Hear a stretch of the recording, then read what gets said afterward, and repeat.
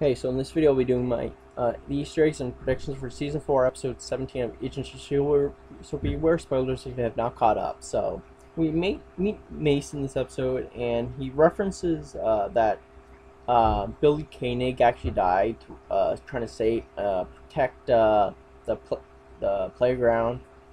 So I'm assuming Eric Koenig died in this world, or didn't die, I mean. Not protecting the Providence base in season one. So, but in this base, we see that the wall of Valor's up on like scratched onto the wall, and I paused it like a lot of other people did, but none of us really got any names from it. But apparently, the names were actually crew members, like writers and visual effects artists, people. So, but Mace's introduction to the Simmons and Coulson, it had like a similar aspect to when Coulson uh, was introducing himself to Ward back in the pilot. How he entered from the shadows and said, "Welcome to Level 7," or in this case, "Welcome to Shield." So, yeah, and we catch up to Radcliffe Radcliffe in this episode, and his first instinct when he first saw Ward was that he thought he was Hive, but then he realized, oh, it's Ward, and he never met him before and stuff like that. And I wouldn't have noticed this uh, if no one pointed out, because I never watched the movie. But uh, the house that where Radcliffe is staying at is actually the set of Fantasy Island, the TV show. So it's nice that they brought that type of set to this show, and it's a big coincidence, but they have a little connection to Prison Break, the revival that came back. Not even a season after it premiered. Uh, where it's called, we find they the Shield team is trying to track down Radcliffe, and the place that they go to is called Ogia. I don't know how to pronounce that name, so it's what I'm saying. It's Ogia. But also in this episode, they brought back Burroughs in this world since he's alive. So yeah, and we catch up with Mac, and he's living his life with his daughter, Hope, and what's called his daughter brings up Chopping Mall again, like in the real world, Mac loves robot movies and stuff like that, and one of them was Chopping Mall, and you actually do see them actually watching it, like for a split second when they're being split apart. You can see like on like the side of the screen, you can see a bit of the robot, the Chopping Mall movie, but Daisy mentions you're the hope that he lost, and she's referring to when Mac was actually under the influence of Ghost Rider earlier on in the season. So, yeah. And I was going to mention this last episode, but I totally forgot about it. And there were like similar shots to this movie to the actual Winter Soldier, where, like, for instance, when Madame Hydra was introduced in the very last scene, looked kind of similar to when we first saw Nick Fury in that movie. So, but in this, they had like an elevator fight from like Captain America from Winter Soldier, but with Daisy this time in the Triskelion. So yeah, and like I was saying that to for Mac, there's been like different like aspects of the characters brought into the framework, so they kind of like looks have similar aspects. And Dark Dark Fitz or whatever has like he does have similar aspects of the character, but he's not fully Fitz. Like he's evil.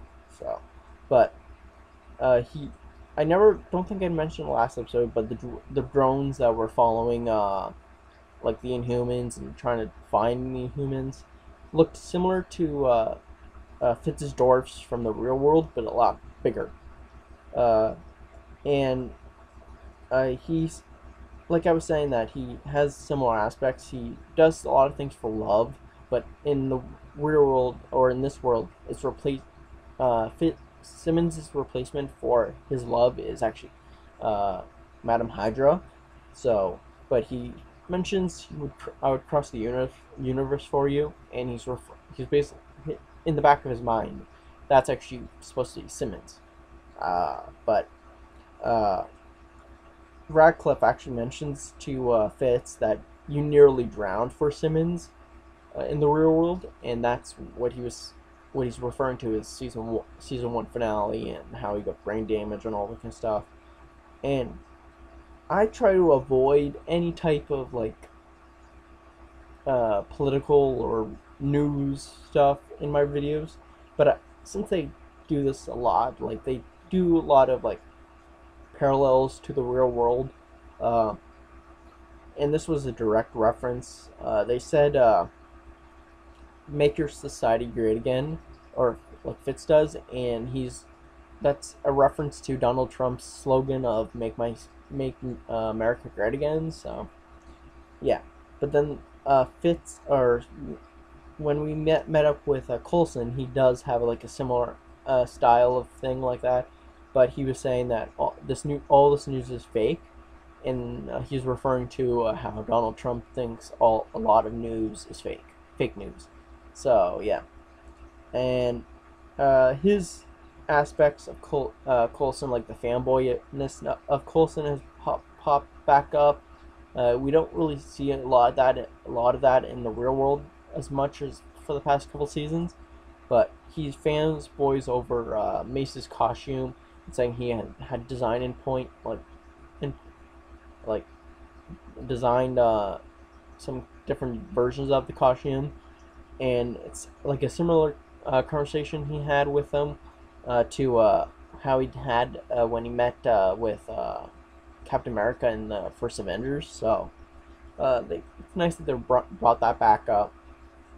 But he meant like he fanboyed over his apparently he had a robot hand in the real world. So uh, he honestly has no idea what he's doing, who he is at all.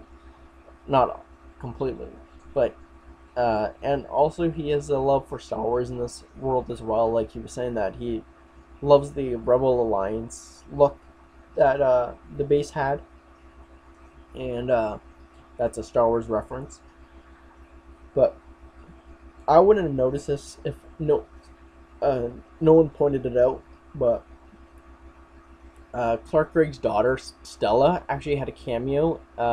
She was the student that actually interrupted Daisy and Coulson's conversation at the beginning of the episode.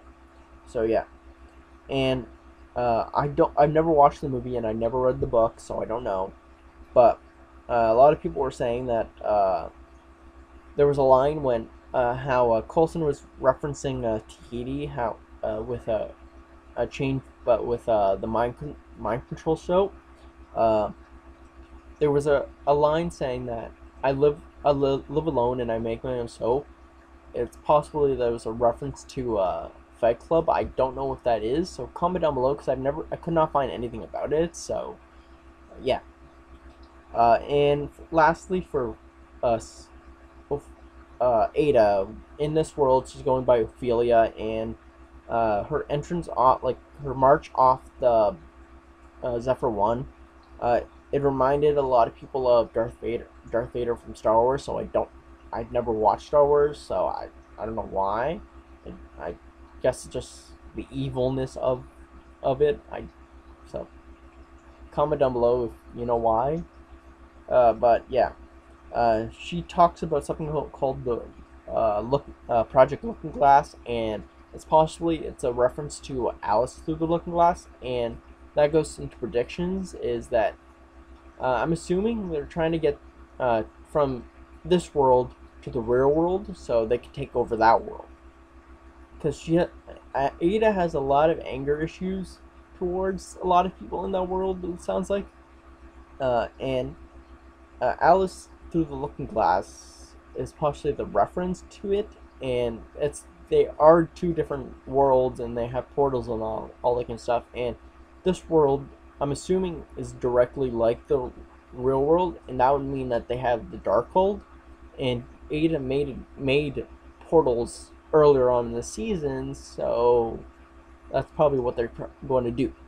But and I never really thought of it this way before until recently, that maybe they're not trying to do like the love conquers all in the traditional sense, like actual girlfriend boyfriends, like husbands wives and stuff like that, because we have had this bond between what's called Daisy and Coulson growing for the past 4 seasons, and that's what broke into him.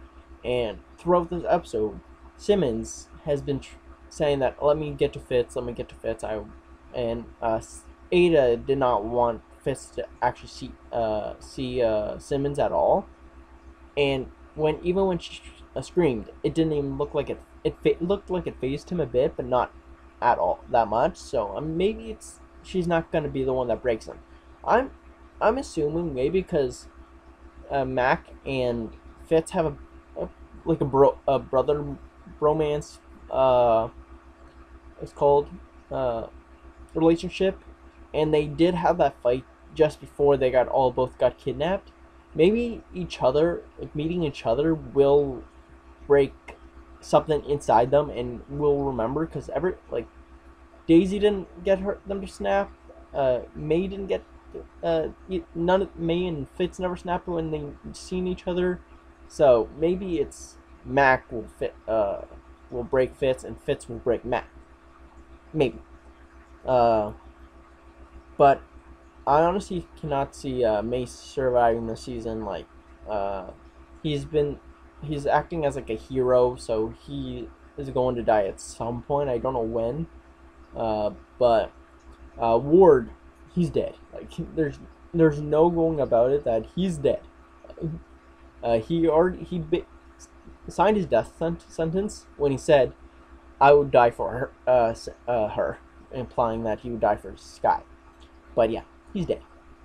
And in the promo, you hear a voice of someone, and I'm assuming it's Kenneth, because earlier on, I think it was last episode, that I said that the actor was teasing his return or whatever, and it's possibly that the character that I heard in that episode is Kenneth. So hopefully maybe Whitehall and Bocce return slowly return after that.